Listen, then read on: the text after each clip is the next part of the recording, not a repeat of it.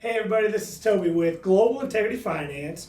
And as you may remember, we interviewed Miss Kaylee, the apartment queen, down at the Quest IRA Expo down in Houston. She talked a little bit about who she is, what she does, and where she really has famed that title of the apartment queen. Well, today we brought her back into the studio. We're going to go into a really deep dive on her success, the challenges, all the do in, do outs, all that you've become, and how you've gotten there. So we're going to get started. Kaylee, tell us about you real quick. What exactly do you want to know? I want to know what has prompted you, number one. I kind of have a oversight of what got you into the apartment world, but let's talk, really, how did you get involved in that? This is such a huge endeavor to go from nothing to something that big. Yeah. Tell me, how did that really prompt and fire up, and how have you become successful with that?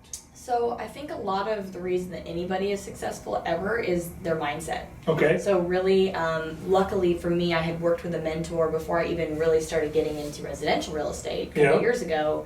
But that started that mind shift thing where I just don't care what people think. Like I literally just get out there. It's all about you. Right. Not what he thinks, what I think, but what you need. Speak your truth. Yeah. Whatever's important to you, live your truth, And so having that kind of already figured out really did help when I did decide when I was ready to be done with flipping single family. That was very quick.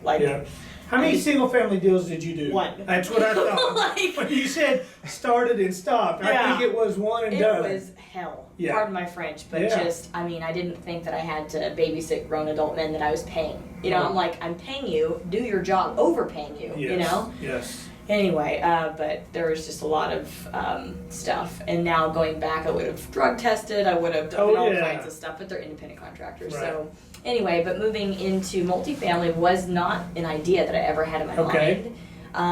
But I am okay with thinking on a big level. You know what I mean? I know my why. I know I want to create independence through real estate for people. Right. And the thought process there was, okay, single family is cool. This is hard, taking a lot of time, and my time is worth more than what I'm spending doing this. And if they were good at their job, then I wouldn't have to do anyway. How can I do this on a larger scale? Because this is going to take me probably 10 years to ramp up enough of a company income, and it's also super dependent on the market. Yes. So exactly. I didn't want to ride the wave either. So I was like, there's got to be a better solution. I didn't know the solution, right? But I ran into Will Crozier actually at a Propelio event, and so he was a speaker, last speaker of the night. And that was the guy that I was actually out with his Lamborghini on Tuesday, racing the BMW i8 that I rented, and I had a blast. But he was very quiet and humble, but genuine. I just really liked what he had to say, and he was super uncomfortable that night, speaking in front of people, because he kind of just minds his own business. You know what I mean? He's not out there kind of behind the shadow, guruing people or anything like that. Right. But he did a great job and just kind of talked about his transition and how he was able to build wealth so quickly. And I was like, that is me, right there in 5 years.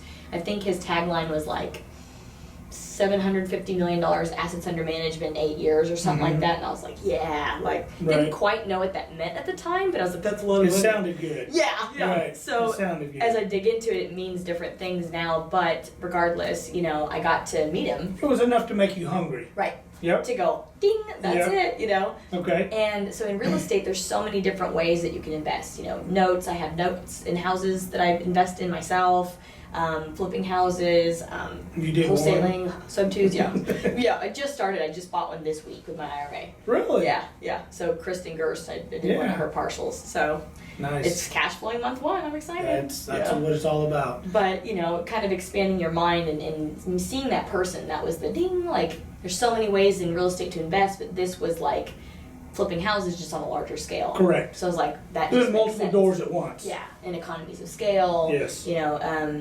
Obviously he simplified it for us dummies, that are just learning, which was great, but got me interested. So I got to talk to him, and I really like just meeting people. Okay. And not necessarily having to be in a program or follow a leader. Or I just want to figure out how I can provide value to someone, and then in return, hopefully be able just to listen to what they're doing day to day and kind of figure out their patterns and what works and doesn't, So I asked him if I could take him and his wife out to dinner, and he's like, sure. So it was a quick dinner. he was like, so. Drive through McDonald's. No, we met up, and he was like, so, I'm moving to the Philippines. Oh, and wow. I'm going completely passive, and I no longer actively look for deals, buy and sell, flip, order supplies. He built up his nest egg, and now he was living off that.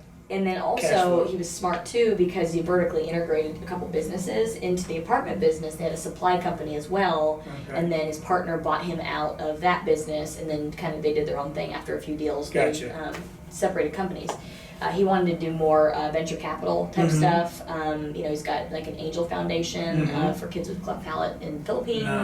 Nice. His wife owns a dental laboratory that services that. Owns a couple orphanages there as well. Wow. So that's really what his passion and his So why he built was. all this up to go do what his real passion was. Right, and what's cool too is that as a business owner, not only he just gets it. He's so Yeah. smart. It's not like I make my nest egg and I live off of it. No, it never stops. Like Right. these charities are businesses, and Right. so okay, we have a dental business, but we use income from it to give back, Right. and then we're able to order supplies at cost, and you know what I mean, like so all these different companies make money Very consistently, savvy, but very also give Yeah. a better purpose. So if Yeah. you can combine your why in your business, like I think that's just the ultimate. So I Okay. really like his That is whole awesome. thing. That is awesome. It's like I want to be you, you know. So after meeting with him, going through the dinner, what was your next step? He said, okay, I'm gonna give you a couple gold nuggets. Here's a couple good books. Talk to Alex Clark. Okay, he goes, this guy, he's done 5 deals, I think, total at that time. We've done a couple together, 2 or 3 together. And he's rapidly growing, and he's a spectacular person, so he's actively in it. You may want to talk to him. Yeah. So I was like, okay, cool. And Alex is local? Yeah, Okay. Mansfield. Okay. He did an warm intro for me via Right. email, and will also help me warm intro me to all the big brokers that he trusts, that he Okay. had done business with. Mhm. And because he bought so much, that really just helped me Absolutely. be something. Gave you you know? some Credibility. credit. Yeah. Street cred. Yeah, literally. Yes. And that was cool of him, but passed me on to Alex, and Alex has been the older brother I've never had. Okay. And so I didn't, like I said, want to be in those programs or anything. I just wanted to meet people that are already doing what I wanted to do. Right. And then figure out, okay, can I show up to your property and pick up dog poop? Do you want me to order supplies for you? I used to have an assistant Just to have business. that apprenticeship. Do you want me to, Yeah. make sure bills are paid on time? Whatever, and he was actually just so nice that he let me come on property and, hey, this is the materials that we order right here. Here's how we order them. Here's, when people move out, our timing on when we install, all that stuff. So I got to go see what kinds of supplies and what, over upgrading the unit looked like, and what, the right upgrade for C-class, and, just being around, seeing the front office, meeting the front office people, what's important to that type of role or for a job. That responsibility.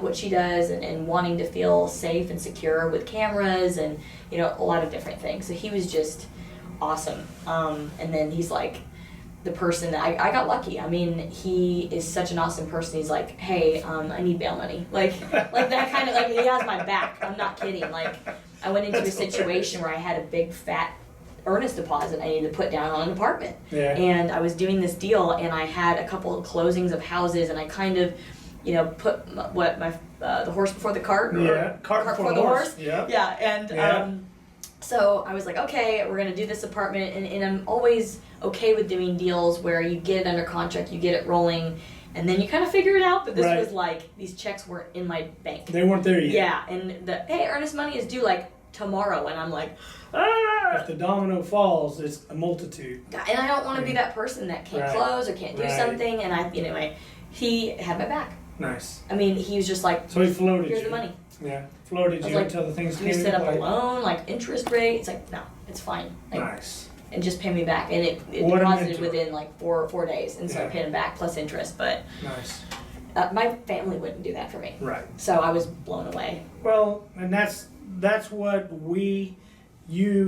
as you grow, you're going to have those same students come to you. Yes. And you're going to know, hey, somebody stepped up for me. And because of that, I can now do this for somebody else. I got the best Instagram message this morning. I forgot the guy's name, but he's in high school. Wow. He's been watching my stuff, and he's like, I really like what you're doing. I want to get involved now. And I'm like, I'm really proud of you for starting now.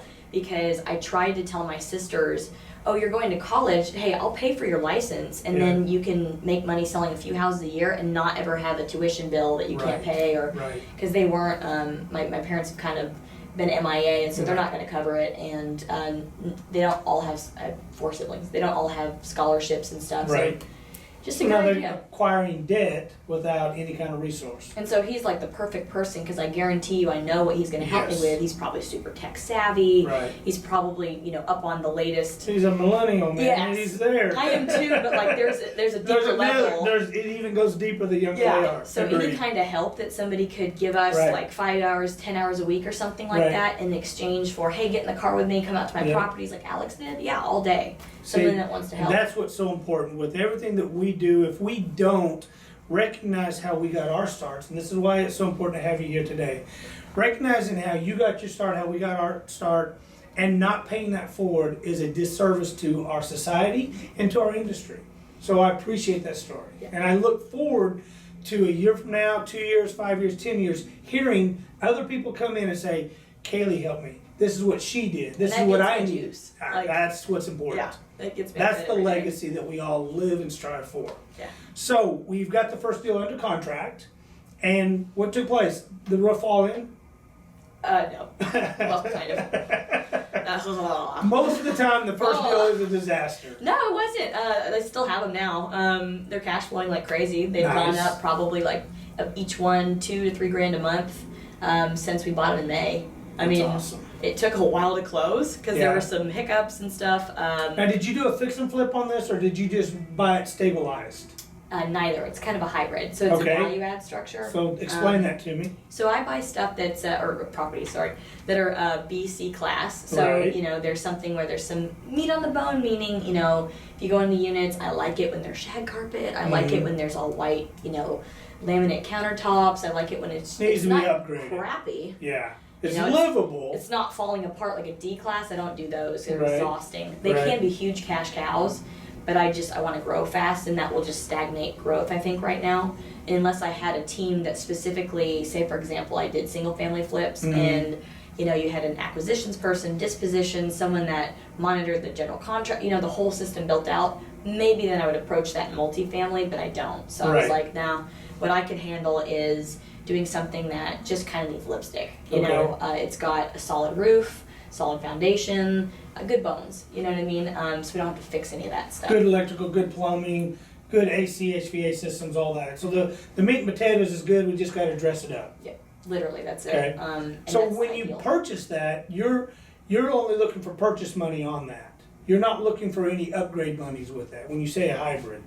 What do you mean, like as far as the loan, or? Right. So when you go get the financing on that, you're only looking for purchase money financing. We do A&D, like acquisition and development. Okay. So, and that's another important thing. A lot of the times, the reason other people's projects fail, and you'll go run by stuff and see boarded up windows or whatever, it's because they didn't do that. They didn't budget appropriately for the CapEx or capital expenditures that need to be ready to go. You know, you need to have an account funded. You know, you have your oh shit money. You know, you have your anyway. But having something that's like this, you have your ability to renovate, and there's already a plan. Like before we even buy it, you know, we know exactly. So you know what your acquisition price is, and then you've got your X factor of upgrades. Yeah, so once I think it's a good enough deal, I bring my construction crew with me, and they go, okay guys, here's my vision, here's what I want to do for the clubhouse, here's what I want to do for the balconies, here's swimming pool. Nah, I hate those. I mean, because really they just cost money. Like, it's not something I can make money from. Do you look for apartment complexes without swimming pools? I don't care, either way. In Texas? I don't care. Really? If it has one, cool. If it doesn't, cool. I don't really care. But I'm just saying not a factor. That's not an improving part. That's not something I want to spend money on. If I have to, sure. But but things that you can make money on. So you increase your income and decrease expenses. That's how we're able to make so much money off these complexes. Great idea. So even my contractors, like they're so in multifamily, they're so educated or sophisticated or whatever, that a lot of the times, like my guy Dax Ferguson with Heritage, or David Gallardo with Dallas Connections, I'll consult with them. What changes can we make to the exteriors and interiors to get the most money, but most bang for our buck? Like, Right. you know, can we strike the parking lot, do $10 for the upfront parking?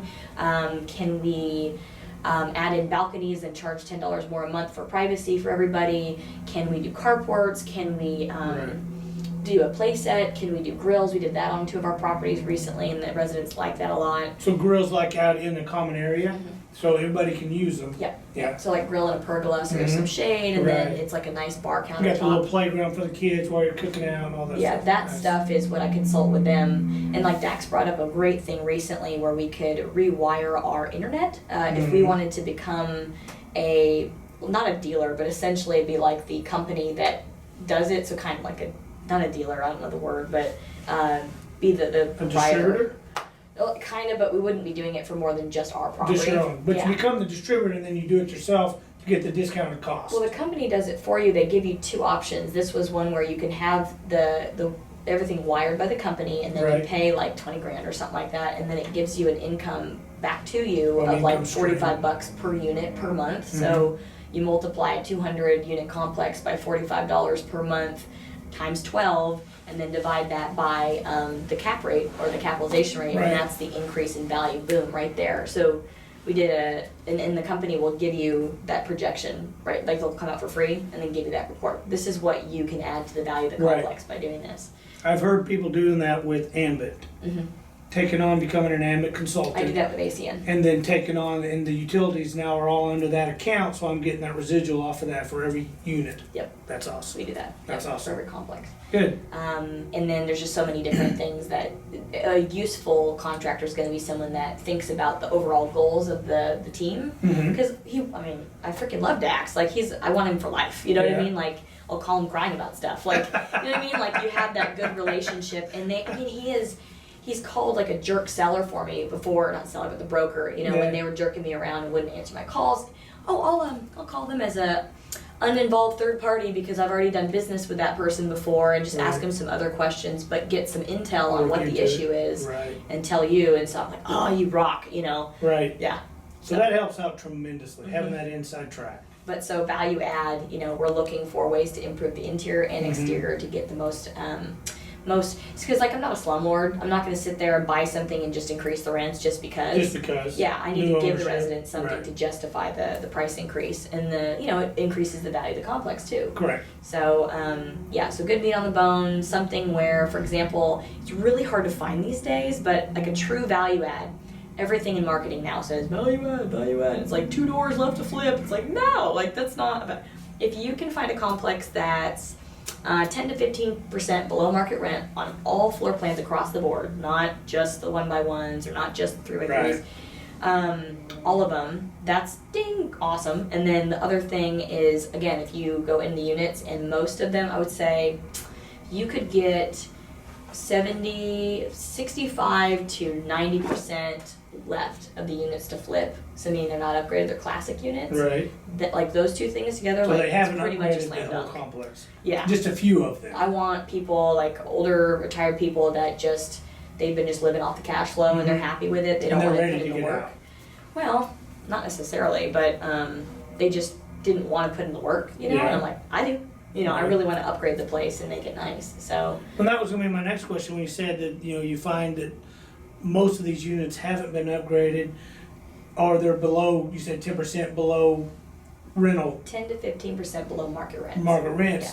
Why would that be? Because somebody hasn't taken the time to upgrade and they know this is all I can get for this unit as it is.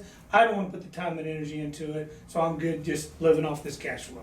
Yeah, a lot of Okay. mom and pop owners. Like we just did a 236 unit in Phoenix, and they were living in it They were forever. living. They had Like, their little 3-2 Yeah, and they that was lived it. there, and that was their life's job was to Mhm. manage the complex. They didn't do So third they're party. owner operators. So they don't run it like a business. They Right. don't sit there and have a CFO that goes, okay, here's where we're spending money that's a waste. Right. Here's where we're not. Best return on what money you're spending. Running Right. it like a business. So then we have the opportunity then to go, ooh. Now, I think when we talked down in Houston, we talked about you have separate teams for each complex. Do these teams when you put them in play, do they handle the property as a property management firm, or do you outsource that also? Right now I outsource that. So you have a firm that does the collection, bill pays, all that? Yeah. The evictions, Yeah. fires, like, So yeah. turnkey service. Yeah, I mean, I do have to, my job is to manage the managers. Right. So when we sit down for our initial meeting after takeover, I read too much. You know, I have a pro forma that's like, all right, everybody, so month one, usually month one you don't do a whole lot, you're just trying to onboard everybody. Right. And then, Get month two, you're like, familiar all with the right, situation. construction, we're doing this, marketing, we're doing this, front office, we're doing, or management company, we're doing this. And then I have to come back right now I come back every 3 weeks or a month or so, and just kind of, all right, where are we at with this? And now that I have like an operations guy internally, we're working on building all these Slack channels, and so each channel now is like each asset has its own channel, and it has all of the team members inside the channel, so we can all see how the progress of every project is going. And are those great. channels assigned to one unit or to a multitude, or just based upon?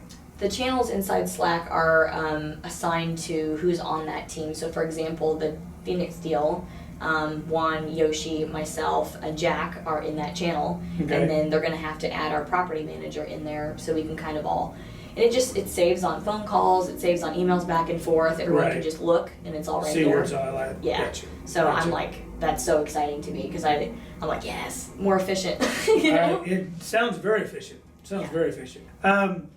So in that infrastructure, now this is something that has been evolving. Yes. As you're growing, you're building in more infrastructure, more channels, all that stuff. Where do you get that insight for development? Is this from your mentors, through the coaching, or through books? Tell me. Books. Books? Yeah, actually, I got to a point where, as a business owner, period, whether it was my brokerage, whether it was apartments, and I knew it was coming with apartments, and I kind of proactively saw it, and now I'm kind of stuck. Right. But luckily, I did some research.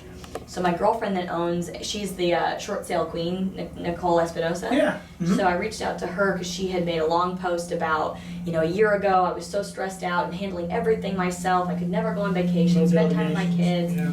Yeah, so reached out to her. I was like, well, what tools did you use or read? And she, said, obviously you understand a CRM, Mhm. you understand having multiple team members, but there's also like your job as the visionary CEO is to basically have the culture in mind, have the vision, have the mission, all of our ethics as a team or company, very clear, reinforced to everybody. Everybody has their roles. Here's what a key performance indicator is. I had no Right. idea about all these ways to basically make people accountable for things and how to kind of evolve, anyway, a system. Right. So she recommended reading Scaling Up. Yep. I don't know who it's by, but it's like a Gazelle's company. Yep. I've been listening to that while I'm doing my morning walks and stuff, and I'm like, dang, and I'll stop and make notes, Right. and then use it later. I definitely do have a running note list, and I action those items. You would love the Every day. EOS system. Yeah, It's with the Scaling Up program. yeah, That should be your next move, of my opinion. yeah. EOS is Entrepreneurs Operating Systems. Okay. It's amazing. And it gives you day in, day out strategies, accountability, putting the right people in the right seats, all that stuff. A big chart. You'll love it. I have a book I'll lend to you. It's awesome. So Yeah. far, it's been awesome. Yeah. I also integrate Culture Index. Yeah. I use that on every person, and it really helped me when I did an Indeed posting for the realtors, an Indeed posting for a live-in assistant. That was a scary role to fill. I had to be really picky. Yes. But I found somebody that is like a mini me, Okay. younger, about 10 years younger, and so she's in a good phase to start working on herself, Right. which is great. And be able to open. evolve in culture and develop. Yeah. Yeah, so Without it's removing bad habits. pretty awesome. But that culture index test I really use. Good. One thing I thought about last night, because I had dinner with my friend who owns a public company, and so I always kind of bounce stuff off of him, and he goes, "Are you doing drug tests?" I was like, "No."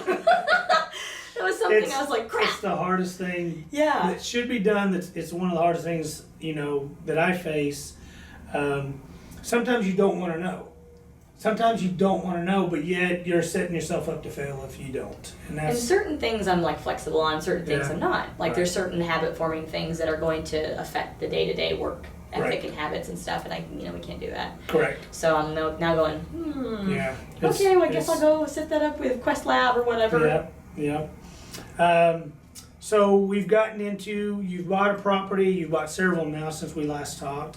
You've got your infrastructure going on. Tell me about some hard road or school of hard knocks situations. Well, I said one earlier, kind of, don't put the cart before the horse as far as like money goes. So you committed to funding some stuff or paying some money while waiting on money to come in to cover those checks. And, it did, but yeah, you never Could've know blown until up it's on in your you. account. And you never, like you said, you never want to be that person. Because it would have ruined that's why I was like crying, because I was like, I'm about to ruin my reputation in multifamily. Right off the bat, my first deal. First deal. Right. And I'm like, crap, like I can't. So, one thing my mentor did say, or at the time, Alex, he was like, will you do whatever it takes to close this? Right. And I was like, yep, like take a HELOC out of my house or do something with my car or whatever. I was willing to, so I would have figured it out. But, and I have a hard time asking for help. So I remember telling him I was really frustrated, not telling him why, and he's like, what's up? Like, just call me and ask for help. And so then I did, and he's like, I got it, not a problem, just ask. That's amazing that you say that, because I'll reverse that. If somebody came to you, somebody was struggling, a mentor, or you were mentoring somebody, and they didn't ask for help from you, you'd be disappointed.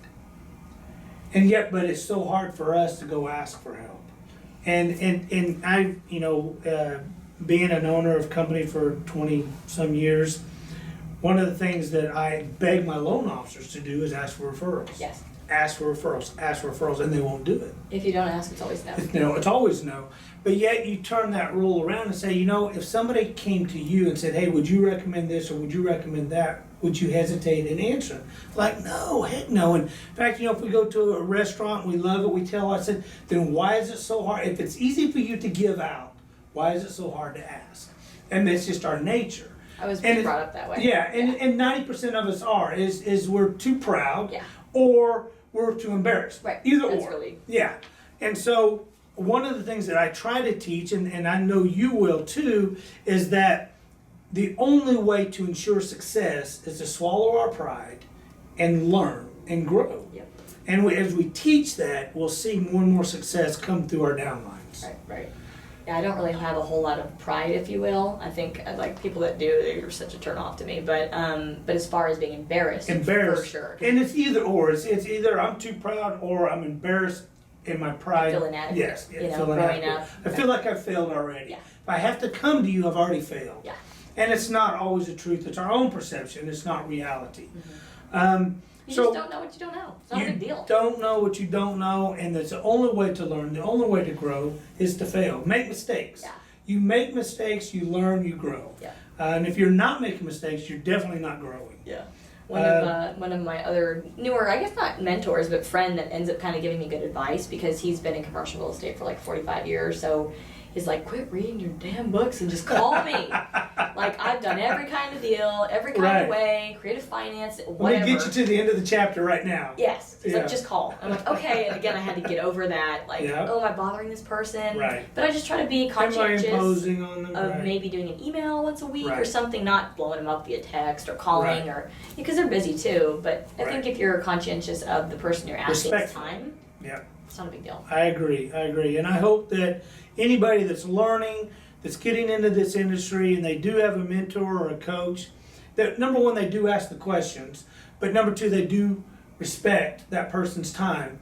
I think one of the things that happens a lot is, so somebody may ask you a question, you don't get back to them in their timely manner, there's a frustration there. Now they don't care, now they're not answering me, but there's that, we will always get back. It's just, a matter of when I'm available to answer that deal. Right. I have that in my, one of my favorite books that Will, the guy I originally met in Multifamily, that he recommended was 4-Hour Workweek by Tim Ferriss. Yeah. So he literally lives that book. Like, everything is so funneled down to where he's not a bottleneck stopping any process from happening. It's all set up. Right. So it runs itself. But, yeah, like in that book, it talks about setting up your expectations for people so that they know how to communicate with you. You have to train them. Yeah. But it makes people mad sometimes because they want you available all the time. Right. That's impossible. Like, I can't service 1 million people this week, So my voicemail and my email auto forwarding message, both say the same thing, that basically, hey, in order to be more efficient, to be able to respond back to you in a timely manner, if you would, I check my email at noon and 4 o'clock every day, Central Standard Time, and I will get back to you. Same thing with my voicemails, check it at that same time. Right. And if it's an emergency, text me at this number. Right. You know, so that's how I've kind of set it up, you know, for people. And honestly, to tell you the truth, the people that don't listen, I delete. Right. Don't talk to Don't them. respect I that. Yeah. And I've had people try to give me a hard time about it too. Like, don't give me the cold shoulder, Kaylee, blah, blah, blah. And I go, you know what? If you won't help me, I can't help you. Right. Well, if you can't respect my boundaries, then we can't work together. And that's what it is. It's setting those boundaries, those expectations that says, look, I've got a resume of people that I'm going to help, and I've got my own life. Respect what I've set in place, and we can work together. We have it with our clients, you know, our brokers, you know, you have the same world, but every problem they have is a life-changing, catastrophic event. And I'm like, really? This had to be dealt with right now? Like in the voicemail and stuff, my thing, it Yeah. says an emergency. I mean, a true emergency. Oh, 911. Yeah. Yeah. Yeah. Jeez. I had a broker the other morning. He came in and met with us, and he said, when can I get a hold of you? I said, the best time to get a hold of me is between 7:30 and 8:30. Yeah. I'm usually in the office before 8, so 8 to 8:30, good time to call. After 8:30, I'm in sales meetings, and then the day started. No kidding, the very next day he calls 8:11, 8:12, 8:13. Kid you not. And I finally sent that to Rochelle and said, when you get a moment, call this guy. Because if I call him, it's not going to be favorable. Yep. But there's no need for that. Yeah. There's no need for Yeah. that. That happened. Call, the other leave a day. message. Yeah. I'm like, And the other thing that I can't stand is when somebody calls and they don't leave a message. And then they call and they don't leave a message. If it's not important enough for you to leave a message, Right. it's definitely not important enough for me to return that call. right. I believe the same thing. Digging deeper into you, now that we've got all that aired out about respect your mentors, respect your coaches. Air it out. Yeah. Treat us like you want us to treat you. Yeah, treat us how you want to be treated. Right. And because eventually you're going to be that coach, that mentor, that leader, and you're going to want people doing the same thing. It's all paying it forward. Tell me, so you had the one pitfall of earnest money. What else? I know you've had some other learning curves. I mean, all the School time. of Hard Knocks. But it's not that bad. Like, there's But always for somebody problems. new, somebody that's trying to get into your world, what would you say? Don't do this. You may look the right way or may seem to be easy, but you're going to set yourself up for failure. What would be one of those things?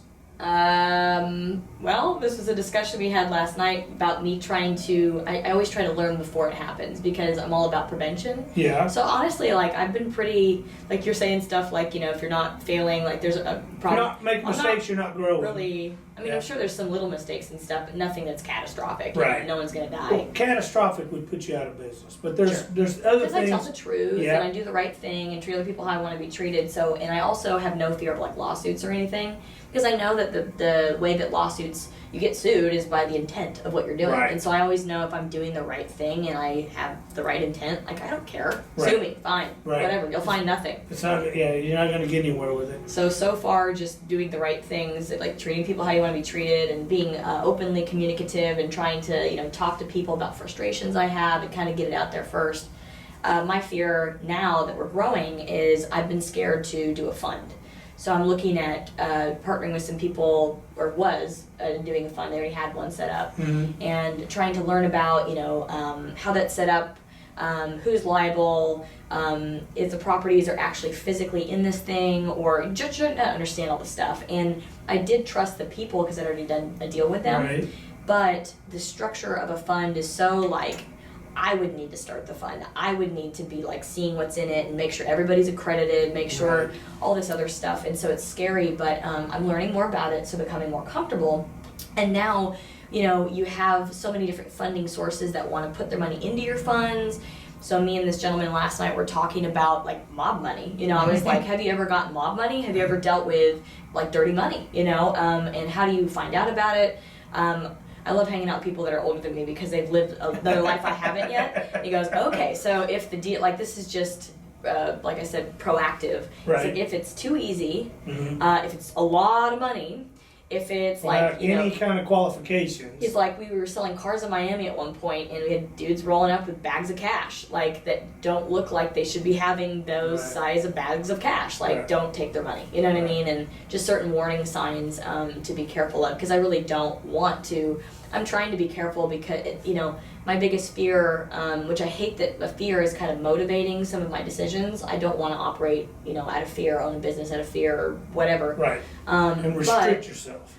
But at the same time, you know, I don't want to get to a level of growth and then there's someone I screwed over or something that I just really didn't check out or whatever, and they come back and knock me out of my knees, Right. and I lose everything that I built. It may happen. And again, when it has happened to other people, they just rebuild. They know the systems, Right. they know the way to do it. Right. But I just don't want it to be something where somehow the intent was proven that I was trying to screw people or whatever, Or even though it wasn't my misrepresented, intent. yeah. But Yep. if someone else was that's part of my team, you know, and anyway. You're still held accountable. Yeah. So when you take over a property, do you do surveys with the tenants to find out what the tenants would like to see improved? Is this part of your protocol? So there's several different books I've read that, you know, by like Joe Fairless, by, I'm trying to remember the other guy's name, Tim Bratz, by like all these guys that do this a lot, Mhm. you know, and each book has their section of due diligence. And so Okay. they all kind of do it a little bit differently. And so I've taken notes of what I like and then taken it and made it, you know, a living document. and, like, Customize it for you? Yeah. So they do surveys, but they time it at different times. So what I have found is reasonable. Some do it during due diligence, but really there's so much going on in due diligence. Like you're trying to get a market survey of other properties around you, Mhm. what they're doing to upgrade, what they're Mhm. charging per month, what realistically, you know, what's What their the bad debt potential like. of this place is, Yeah, right? what's their downfalls? You know, what's their bad debt? What's Right. what kind of tenant mix to watch out for because that's in that community, whatever.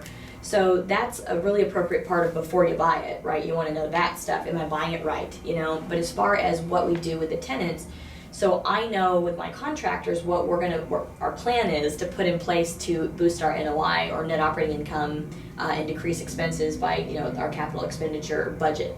That's our plan, right? But what I've done is once we take over, then I have the property manager do a survey of all the tenants because in that process of taking over, people leave and come and Right. different whatever, you know, and you may not even end up buying it because you're still in due diligence. And so really once you're done, then we have the property managers do a market survey again, and then they do a tenant survey. Our maintenance guys also do a tenant survey, real simple, like 2 questions after they do anything for someone. If the person is home, they're like, how was my service today? What would you improve about the complex? Like something Right. like that, really Mhm. easy. And then we haven't done it yet on our big property. This is the first big one we've done, the 236 units. Right. That one's going to be one where we're probably going to do like an online survey, something easy that like, you know, we'll give you $1 off rent or I I don't was know. gonna say, because most of the time people don't do surveys. I get them all the time, delete.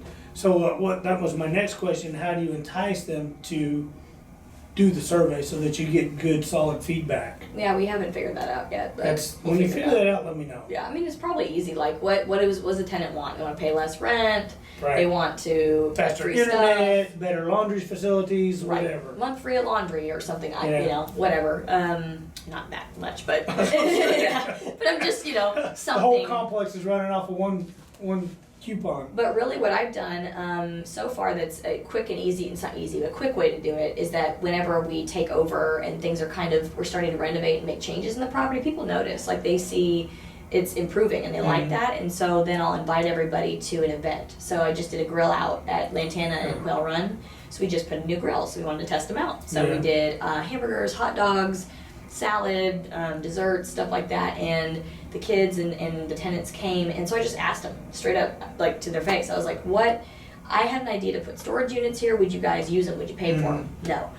We would actually rather have carports. We'd pay for those, Right. or whatever, just to get feedback. So we do have this CapEx budget based on what we wanted to put in, and if we need to maneuver that another way, that's fine. Reallocate it, yeah. Yeah. But again, I listen to their feedback plus, you know, what's again the best bang for our buck too. Right. So yeah, I'd You say would probably get more bang for the buck on a carport than you would a storage unit, right? It depends Especially in on Texas. how big the storage units are, and it depends. Like for example, there's one storage unit place in town, and it's full. Like, Yeah. so But if you don't have the land there on the property, we do. oh, you do? Yeah, You have the usually ability do. for that? Yeah, like what our plan was is like 18-wheelers, the containers, The storage like containers, a yeah. miniature container. I forget the sizes of them, but the smaller one. Usually they're about 9 by 50-30. What we've been able to do, or what David's been able to do, and he came up with the idea. I was like, genius, man, because they did that on the property before. It was like it cost $17K or so to put in 8 of these, and they're 3 doors a piece. So there's 3, like the back end of a container, the unlock things. There's like a miniature one of those for your own storage unit. It's not AC'd. It's just for storage. So they spent $17K on that, and then based on filling them all up slowly over time, the first 6 months or whatever, based on the compressed 8 cap rate that the complex had, that was another $125,000 of value right there that got added to sale price. Nice. And all you did was spend 17. Right. So it totally makes sense. But on the property we were thinking, there's a separate lot that we could do it in. Adjacent. But yeah. most of them have an alley behind them or have some green space or somewhere to put it. That you could put them. Yeah, mostly, not always. Again, it's going to change as I, am in the city and stuff is like, there's no room. Right. But usually there's some kind of area, like the clubhouse area. There's some kind of property involved with your complex. So, but yeah, I asked them in person, what would you guys pay for? And those are the people that are the most actively involved. Those are the ones that want to pay more money to be in the nicer units. They were asking me, hey, how much? I'm like, I don't know. Caitlin does that. She's the money girl. I'm not, I'm just a regional. I don't even call myself the owner. I don't want them to know. I just am like, I'm just a regional with Class A Management is our management company. And to get good feedback. And that way no one's like afraid. Right. Because people sometimes... And they're not blowing you up with complaints. Mm-hmm. Yeah. Sometimes people are like afraid.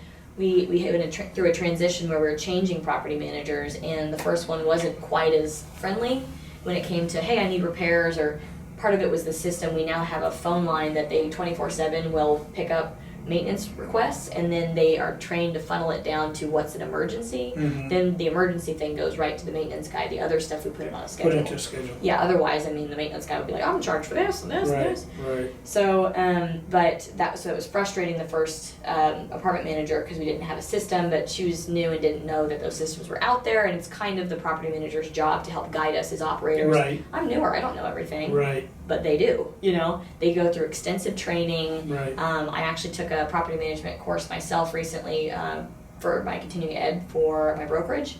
They make you take classes, and so I was like, well, there's one on property management, why not? Right. So that was good. But anyway, so basically, what was the point? On surveying your tenants. Yeah, so we do. And through that, what is the most common thing that you're hearing or have heard that they would like to see improved?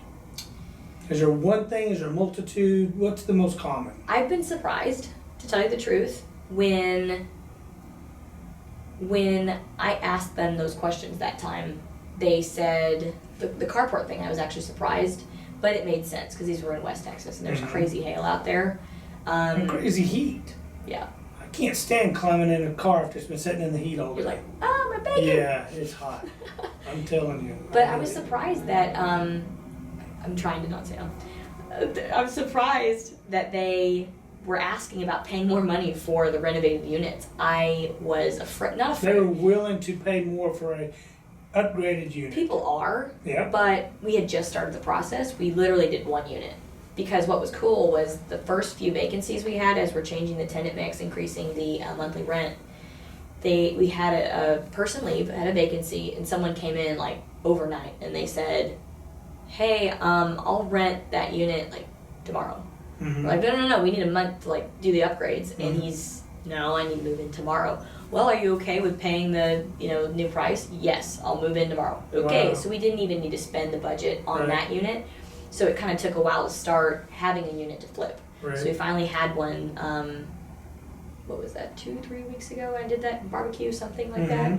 And the residents that live directly across or upstairs, they're seeing what's going on, and so then they're like, can we have one of those? I'm like, yeah, it's gonna be more money. But and the upgrade were appliances, countertops, carpet, what, everything? In Quail Run is the property's name right now. We're renaming it, but right now it is countertops.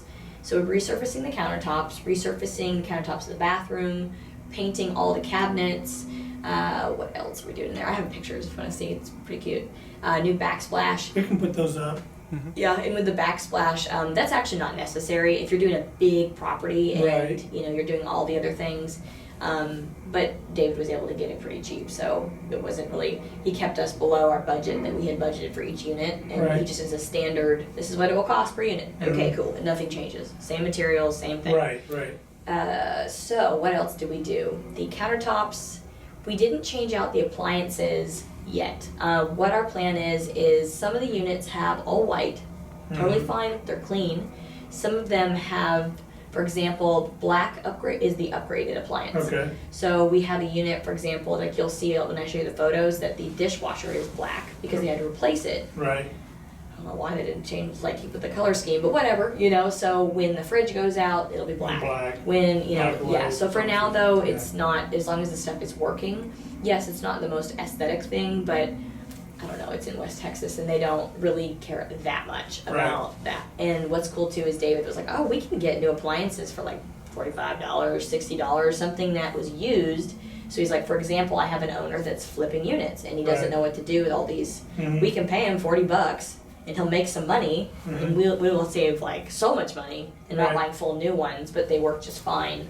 So I was like, genius, Do those, so are you able, like with a house, so like when we flip a house, we put a home warranty on them to protect for appliances, HVA and all that stuff. Does that work the same way with the apartment? No? So you can't get a warranty on those appliances? I mean, I could, but they're cheap. No big deal. Don't care. Keep them in the store. Our budget for them is like, $200 a piece or something, and we're buying it at $45. So you can replace 5 of them in a good whatever. And then depending on what kind of loan we get, all this stuff, the bank will require like a reserve account per unit, like $350 per unit's normal. We also do, like I said, like the OSHA account. So we over raise for every deal, just like a little bit, and I keep that in this slush account for stuff like that. Perfect. And then David's great. He finds us deals, and there's people hitting me up in email all the time. Hey, I got a warehouse full. I'm like, great. Here's David. Like, you guys hook up. Go get it. Yeah. Perfect. Yeah. So countertops, resurfacing, bathroom, the tub, and the shower, the whole deal. Resurfacing that, painting the cabinets. We put a new mirror in the bathroom because it was just kind of dingy. New paint, so two-tone paint, which really makes the unit pop and seem bigger. So right now the scheme is gray and white. Yeah. So it's like a light. It's clean. Yeah, it's a light gray wall and then a white ceiling. Right. And then what else did we do? We repainted all of the closet doors. Yeah, because they were like this old-looking wood. Now they're white. What else did we do? Oh, we got rid of the carpet. There was shag carpet. Really? Like wow. 1970s shag. Nasty. But I mean, the building is solid as heck. Brand new roof, nothing wrong with the plumbing, awesome. And so you just see just these little things you gotta flip. It's not a big deal, but now I'll show you the picture. It's clean. It's clean. It's nice. Luxury vinyl plank floors. Nice. Yeah. Nice. Yeah. Nice. What goes into the next stage? Sorry. So now you've taken on this. What's the next stage of that? Now you're just managing that property and cash flowing it. Yes. So what's interesting, or the way that we do it, because I learned from my mentor's mentor, and it may change over time depending on lots of factors, but I like to play it safe. So what we could do is there's enough cash in the bank, there's cash flow coming in, that cash flow has improved. What else has changed?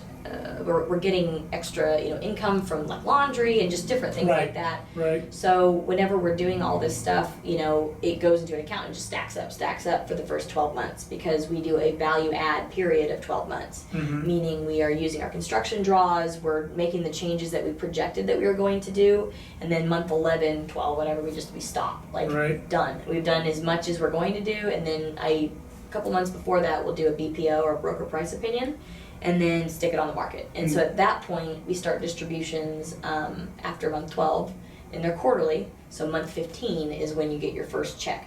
and you just flow that cash until it sells, pretty much. Gotcha. And or if there is the ability, like this one, doing lots of renovations, Mm-hmm. so you can refi cash out. Yeah. You can actually refi cash out up to 3 times on these things. So like my buddy Kenny Wolf, there's a property we're doing a tour at on Saturday this week in Wiley, and it's called Lakeside Villas. Yep. He's actually cashed out, refied like 3 times, Wow. and now the investors are at 300% return on what their initial investment is. They're still holding it. Mhm. So he's like, why sell it? I mean, it's Right. freaking cash cow, you Yeah, know? that's great.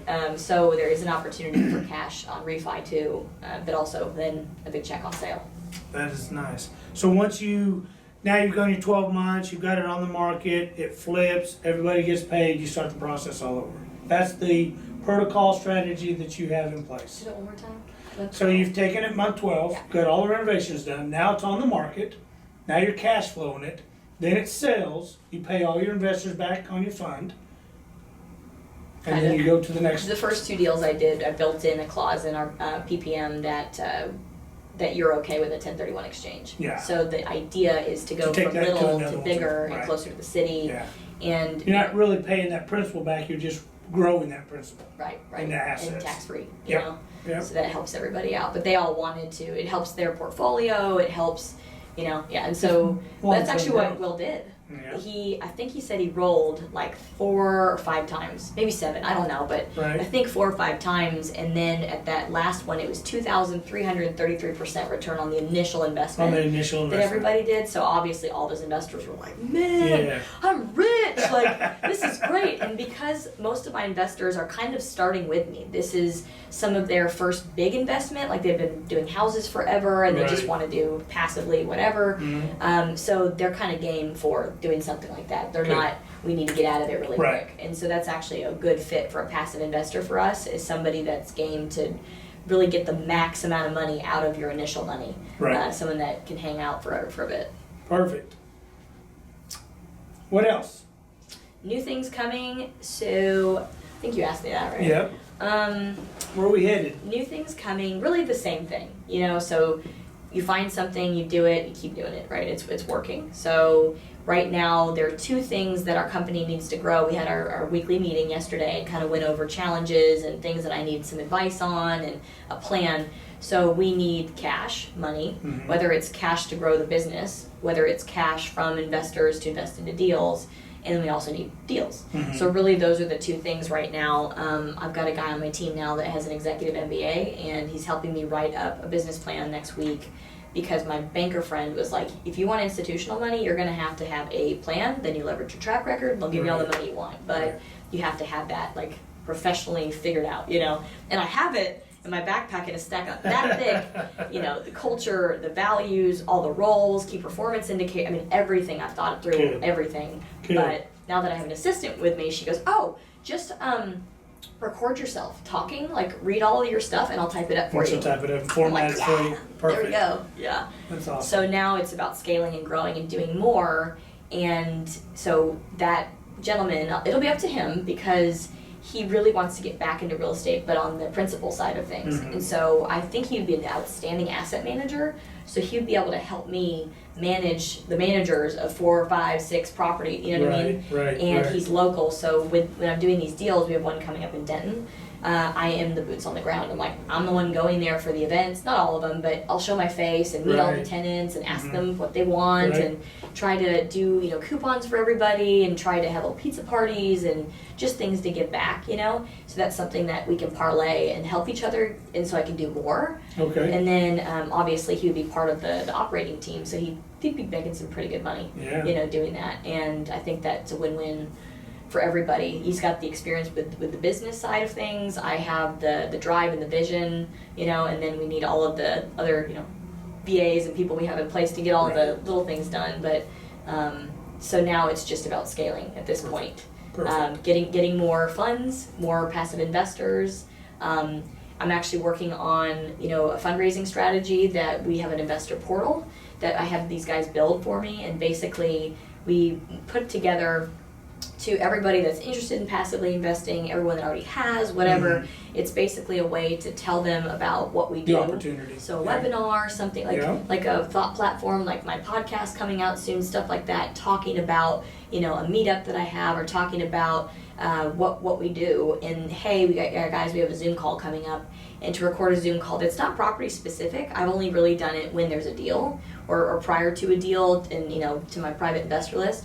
But I'd really like to have an idea of how much capital we have to spend, right, or like ready to go. Right, what your leverage is. Yeah, when I did this the money raising summit, I was already doing Zoom calls, but it was property specific. Now this is in general. Gotcha. This is, hey, this is our company culture, here's the management team, here's past projects, here's the type of assets we're looking for, and have people come in there and then basically have a soft commit button, or a way that people, I think you can actually get their email, whoever registers, and then basically do a one-on-one phone call with those people individually. Hey, if you're interested, what we're going to do is give you an investor suitability form, or send me a statement of funds, a POF or whatever, and we'll put you into our system, and basically let me know how much capital you would want to soft commit to, so I have a list of people that have already kind of said, hey, and then obviously you want to do like 10 times what you think you need to. But I think that will really help our company grow and help each deal be less stressful. And then also having events for those people to kind of re-solidify, hey guys, this is what the team looks like, this is all of us. This is who we are, this is what we do. And meet each other investors. So sometimes that will turn into cool things too. We also do checks parties. So when we had our first distribution, we have a local event here where it's food, booze, maybe a DJ, something like that, but all the investors can come out, meet each other, hang out. I get to speak in front of everybody a little bit about, the company culture, because that's really why I'm doing all this. That's the most, that has to be reaffirmed all the time. Like, if you're not on board with creating independence for people and getting them out of abusive situations, go away. I don't want you as a passive investor. I don't want you on the team. Like, we all need to be on the same page. So that's what's coming. And so when you have the deal struggle, they're still figuring that out. So created a new CRM to find off-market deals. I was like, Rod Khalif is someone that I follow, and he is amazing, by the way. If anybody wants to learn a lot but not necessarily grow, like join a guru group, he will pour himself into his events, where if there's a Q&A panel and you have enough good questions, he'll talk till 2 a.m. He does not care. Non-stop. Tony Robbins is his mentor, his direct mentor, so he's very much like him. A lot of mindset stuff. So he'll literally go from like multifamily facts to mindset to facts to, so it's a cool balance. And he's helped, he started in single family, but then he goes, hey, you just use all these different resources to apply what you did in single family that's working, and just do it in multifamily, right? So that's a system that my ops guy is right now on it today. I go, we need to have this thing working. I need to have the voicemails going out, the cards going out, the text going out, the email drip campaign, everything ting on when someone gets added to as a deal. Nice. And then get that flow going as we watch them move down the trajectory of, are we gonna, do we have the info, or are they interested? Have we met in person? And we have is that analysis done? Is it passed? All those things. Trying to have it be systematized. That's awesome. Fun. So, I can't remember, your goal was to have so many doors by the end of the year. 1,000. And you're not 1,000. 326. Yeah, I was gonna say right over 300. And then we have 133 coming. So you're gonna hit 500. Okay, and then I want one big boy for the end of the year. Like, I really think that once we get this CRM rolling. Okay, so here's, and I'm going to manifest this, like I always do. So one way I was able to get my first couple deals is because people go to sleep during December and January. It's holiday time. Yeah, they take off, and a lot of the investors that are bidding on properties are sophisticated people, so like they'll take a vacation, like it's not like just the day off, they'll go away for a while. Right. And so I was able to get in an LOI on both these properties with no competition. Wow. Because I got lucky that basically somebody fell out of contract because they couldn't complete due diligence. Maybe it was family stuff. I don't know. Not my business. Who cares? But the point is that came, hey, this guy is like not able to close this. Can you guys? And it actually went to my mentor, but he's like, I'm looking at a state right now, Kaylee. Hey. Right.